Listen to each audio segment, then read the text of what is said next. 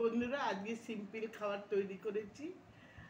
আজকে দুপুরে সিম্পল খাবারের মধ্যে সাদা ভাত, স্যালাড, উচ্ছে আলু ভাজা, পুঁই ডাঁটা চচ্চড়ি আর পেঁয়াজ দিয়ে ধনে পাতা দিয়ে আমি মুসুরির ডাল করেছি।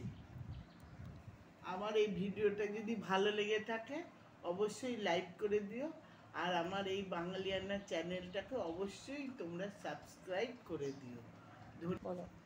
হ্যালো বন্ধুরা, আমি যে মুসুরির ডাল দিয়ে ধনে পাতা আর পেঁয়াজ দিয়ে করি, কারা কারা খাও এরকম মুসুরির ডাল ধনে পাতা পেঁয়াজ দিয়ে, আমাকে অবশ্যই তোমরা কমেন্ট করে জানিও।